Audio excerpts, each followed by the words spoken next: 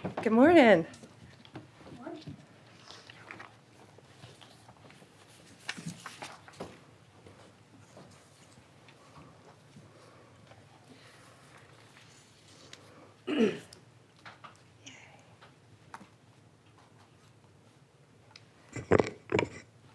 Good morning. With me here today, I have our great Secretary of Education, Linda McMahon, Representative Laurel Libby of the Maine State House, Linnea Saltz of IWF Women's Sports Advocate, Stephanie Turner, a fencer, Zoe Hutchison, a Maine athlete, Cassidy Carlisle, a Maine athlete, and my dear friend, you all know Riley Gaines, who has been a champion on this issue for women. Today, the Department of Justice is announcing a civil lawsuit against the Maine Department of Education. The state of Maine is discriminating against women by failing to protect women in women's sports. Pretty basic stuff. This is a violation of Title IX. The Department of Justice will not sit by when women are discriminated against in sports. This is about sports. This is also about these young women's personal safety. I've met many of these women throughout the past weeks and months, and what they have been through is horrific. We have exhausted every other remedy. We tried to get Maine to comply. We don't like standing up here and filing lawsuits.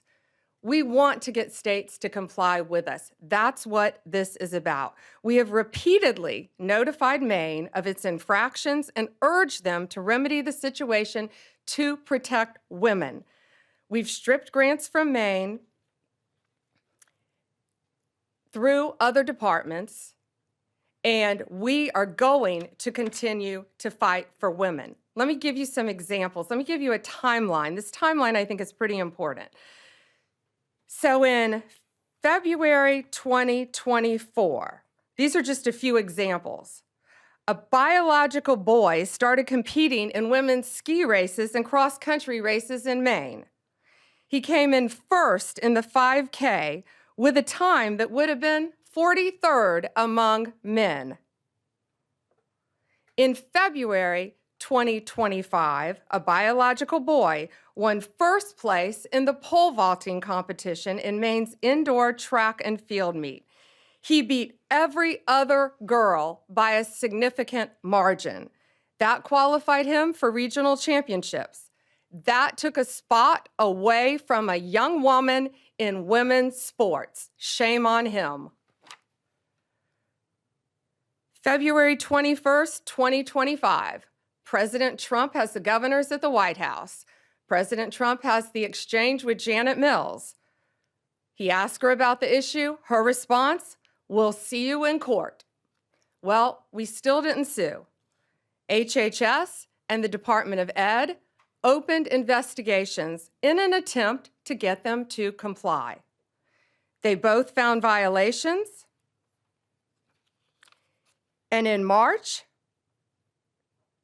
Maine refused to comply. I want to read you this letter.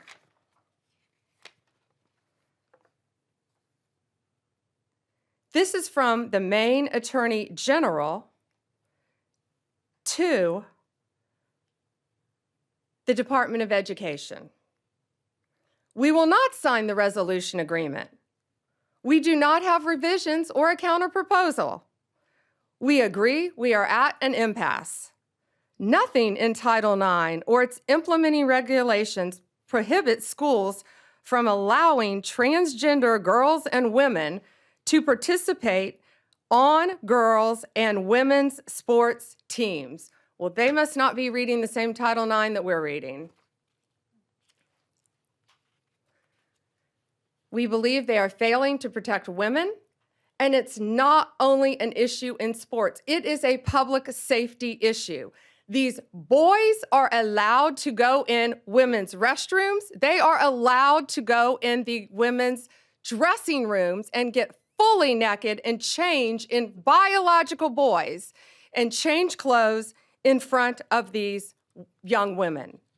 Maine's leadership has refused to comply at every turn, so now we have no other choice. We are taking them to court. What we are seeking an injunction to get them to stop this, stop what they're doing. That's pretty simple. And we are seeking to have the titles returned to the young women who rightfully won these sports. And we are also considering whether to retroactively pull all the funding that they have received for not complying in the past.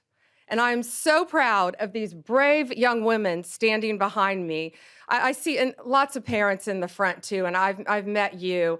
Thank you to the parents for supporting your daughters and telling them it's okay to fight back and stand up for what they believe in. Some of these young women have endured vicious injuries too as a result of boys playing in their sports. It's my honor now to introduce to you our Secretary of Education, Linda McMahon.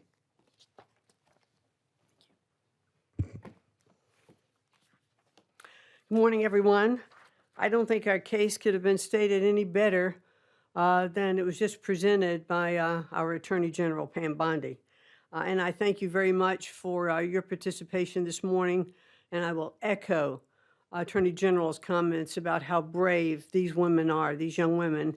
And of course, Riley Gaines has been a staunch advocate for the Title IX infractions, since she came on board, and we're so proud to have Riley out there as such a prominent spokesperson. So today we're announcing a weighty development in the Title IX investigation into the Maine Department of Education. We, the Department of Education, analyzed Maine's Education Department for compliance with Title IX of the Education Amendments of 1972, which prohibits sex-based discrimination in any school or education program that receives federal funding. Unfortunately, our investigation has found that Maine continues to willfully violate Title IX and to strip the civil rights of female athletes in the state. And as Pam alluded as well, it's not just about their civil rights, it's about their safety. And we, after our investigation, we found we really had no other choice. We thought the infractions warranted turning them over to the Justice Department for their further investigation. So how do we get here? On February 5th, President Trump signed the executive order keeping men out of women's sports, which directed all states and educational programs receiving federal funds to cease the practice of allowing males to compete in sports programs for women. They didn't make this up. This is the law. This is Title IX. This executive order was aimed at protecting women like fencer Stephanie Turner or volleyball player Peyton McNabb from being injured and unfairly outmatched by male athletes. President Trump didn't pull any punches. He explicitly warned Maine and Governor Janet Mills that Maine would risk losing federal funding if it continued to allow males to participate in women's sports. Governor Mills chose to openly flout Title IX compliance, telling President Trump, and I'll repeat what the general said, "We'll see you in court," and obviously we are going to. That same day, our Office for Civil Rights opened an investigation into the Maine Department of Education and Maine School Administrative District Number 51 for permitting males and girls sports and denying female-only intimate facilities. The department's investigation confirmed Maine's Title IX violations, and we offered Maine leaders multiple opportunities to change their policy and to protect women in sports, and they have refused.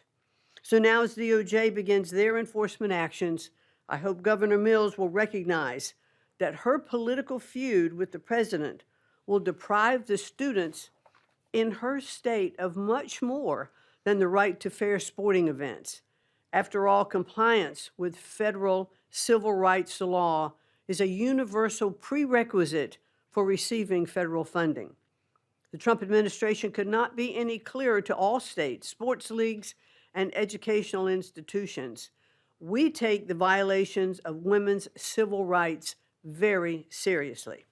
I have 3 granddaughters, and I want to make sure that they are treated fairly and that they aren't exposed, in dressing rooms. We want to make sure that if you open women's sports or intimate facilities to males, you expose yourself to federal civil rights investigations. Governor Mills will definitely get her wish.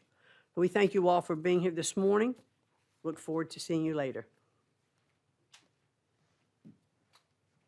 Thank you, Secretary. I'd now like to introduce to you State Rep Laurel Libby from Maine, who has been a champion for these young women in the state of Maine. And thank you, Representative.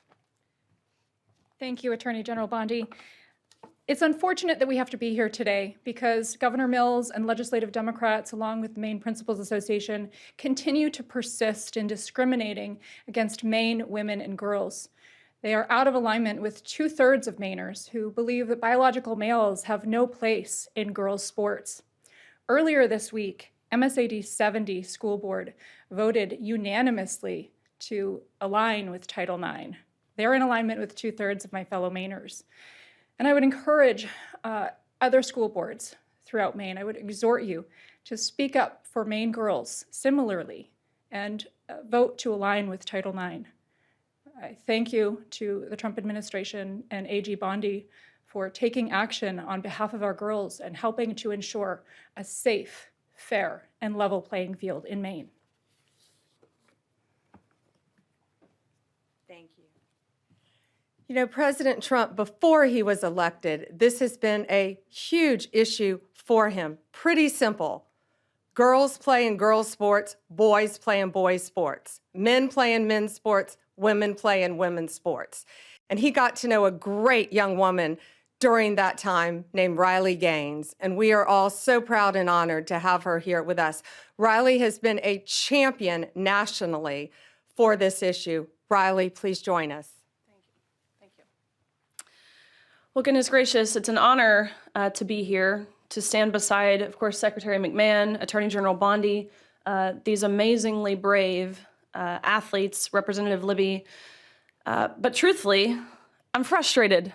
I'm frustrated that we have to be here, that we as women have to stand before you all on national television demanding equal opportunities, demanding privacy in areas of undressing, demanding safety in our sports. Amazing to me that we are still here fighting this fight, that the Democratic Party has really doubled down, tripled down, quadrupled down on their ridiculous stance, but that's exactly what they've done.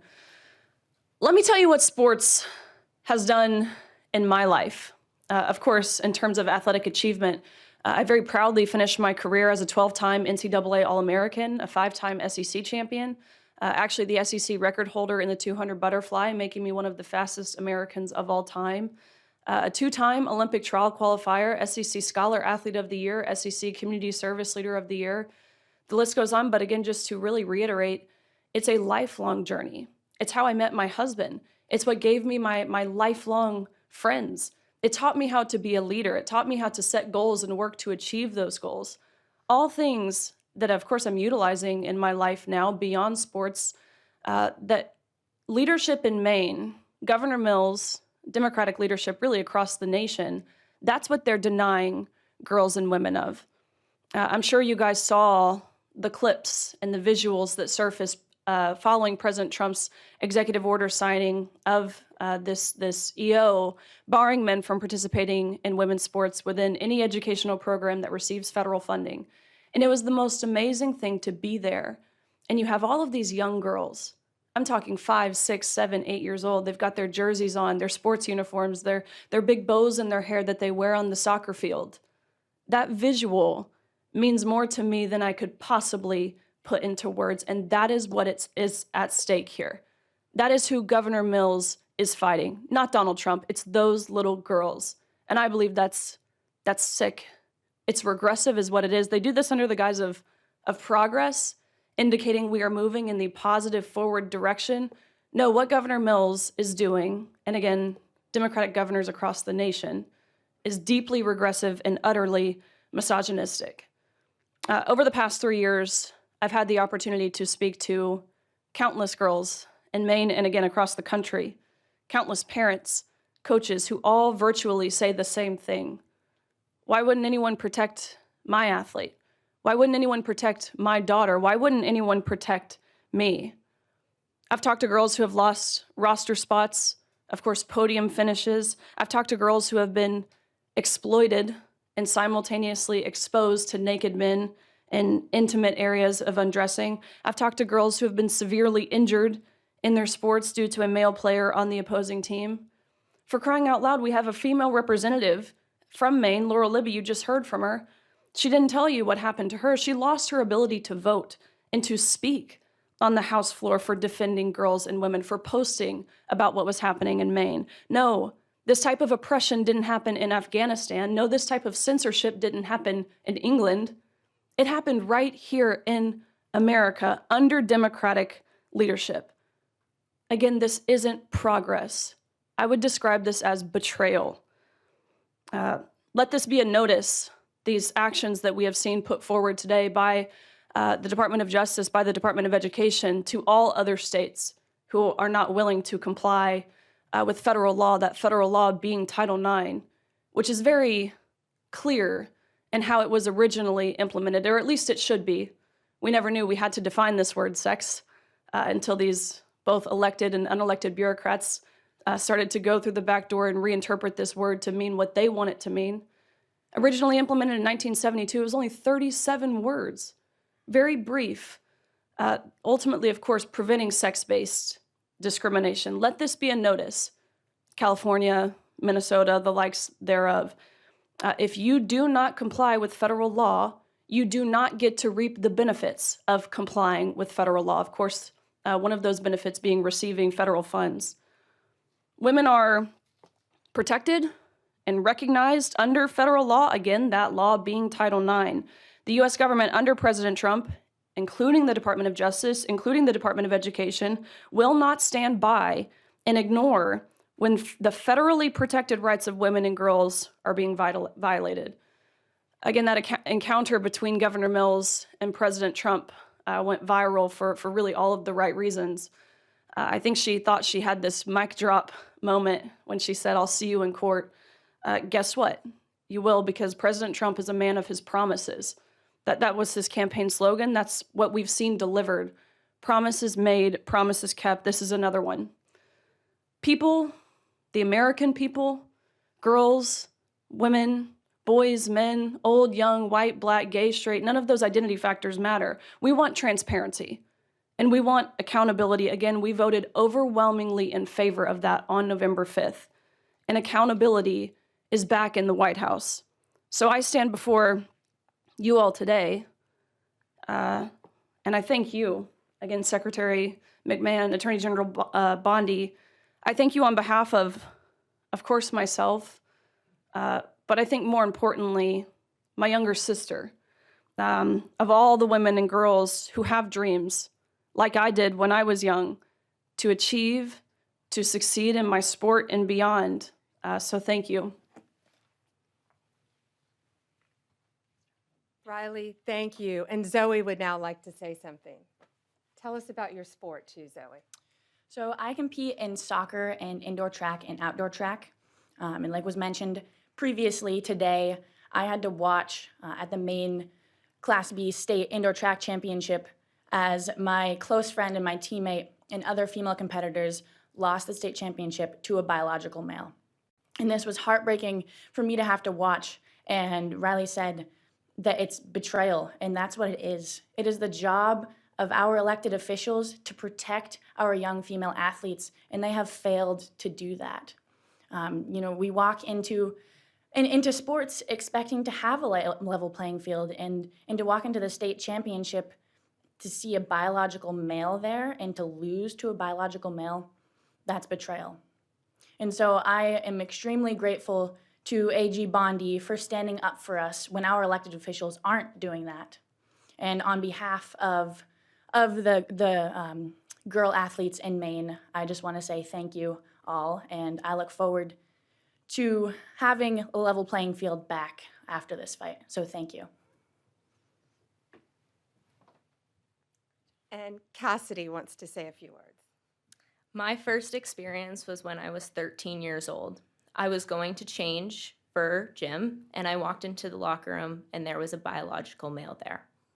From that point on, my junior year, I competed in Nordic skiing and lost to a biological male numerous of times. I am fighting this fight for generations to come. And the fact that our governor can look the women of our state in the eyes and say, I'm not going to fight for you, is heartbreaking, and it's betrayal, like Riley said. I just want to thank all these women standing behind me and President Trump for fighting for us, because even though my own governor isn't fighting for me, I know there are people out there fighting for me. It takes a lot for these young women to be standing up here saying this too. And again, I'm looking at their amazing parents in the front row who have supported them, who I've gotten to know, who are protecting them every step of the way and telling them that they have a voice to stand up for themselves and future generations of young women to come and many athletes. Gates, should we take some questions? Yeah, absolutely. Questions? Mary Margaret, Daily Wire. Thank you, Attorney General Bondi. I wanted to ask if there's other states that you're focused on. Which ones are next for these types of abuses, including men and women's prisons? Well, first we're looking at, for this, we're looking at Minnesota. We're looking at California. We're looking at many, many states, but they are the top two that should be on notice because we've been communicating with them. And just like Maine, we're not going out there. We don't want to be suing people. We want them to comply with the law. And that's what we're doing. We have given them opportunity, Maine, an opportunity over and over again.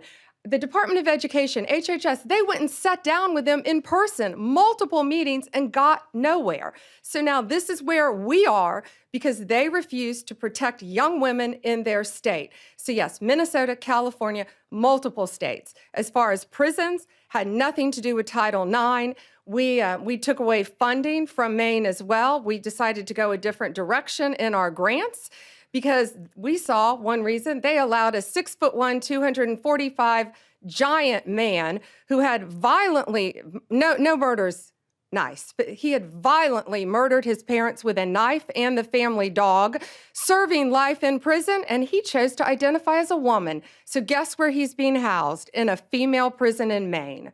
So therefore, my office, we don't want to give any more money to the Department of Corrections in Maine if that's how they're going to act. We're going a different direction in our funding.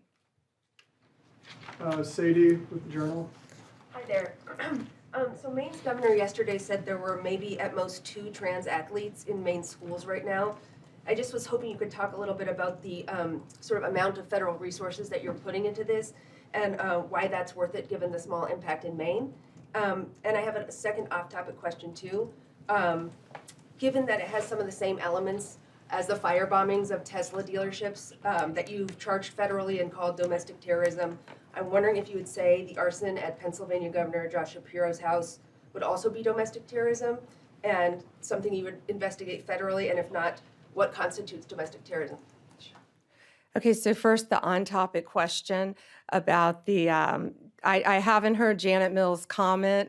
Governor Mills said it's only a couple trans athletes. Well, I think those are boys who identify as girls wanting to beat girls in girls' sports. Well, if one young woman is in jeopardy, one, that's enough for us to be standing up here. One, no boy will be undressing in a girl's locker room. No boy will be walking in a woman's restroom. And no boy, when we're finished with this, will be beating young girls in sports. These young women have, many of them have trained, since you were in elementary school for your sport? Riley, when did you start swimming?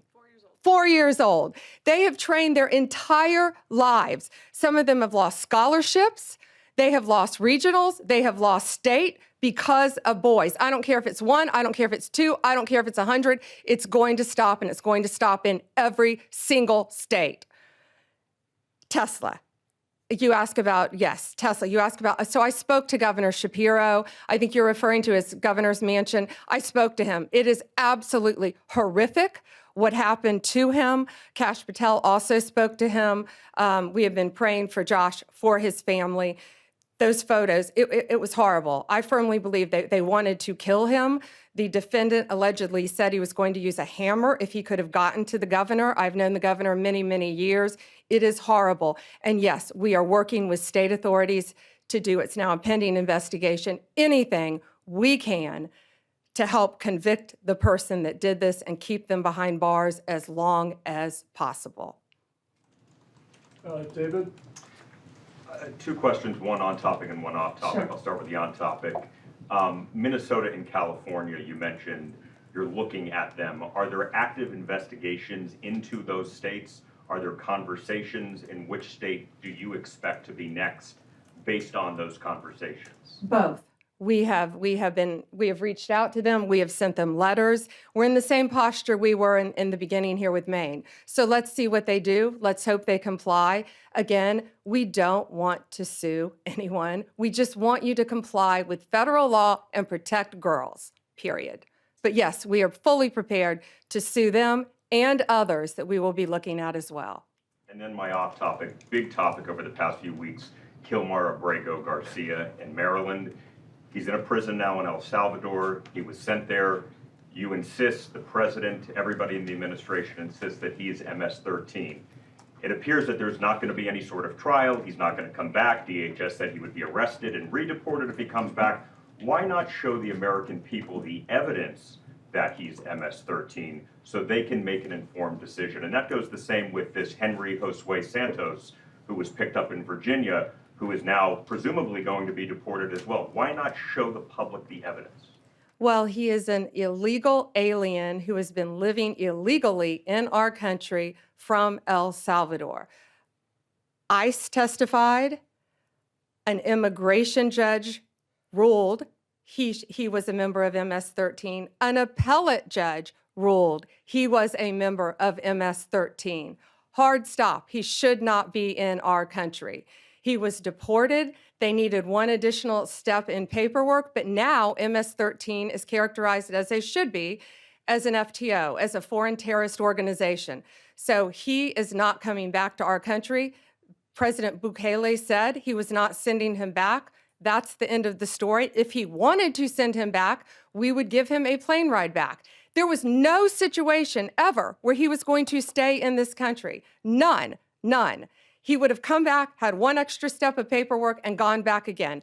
But he's from El Salvador, he's in El Salvador, and that's where the president plans on keeping him. But the evidence, we're not going to see the evidence? We have the transcripts from the court hearings. I'll be glad to give you the court hearings from 2019, what we have, sure. With the rulings from the judges, gladly. All right, last one, Reagan. Reagan Reese, Daily Caller. Madam Attorney General, there's a Maine school board, MSA D number 70, which voted unanimously on Monday to defy the governor and to comply with Title IX. With the action you're taking today, will it be possible to exempt schools that comply from any future punishment? Yes. And I think that was very brave and bold of that school board. We just saw that as well. The question was one school board in Maine voted to comply. And again, that's all we wanted was compliance. So yes, we will not be going after them, looking at them in this lawsuit because they are complying and they're protecting women in women's sports. Thank you.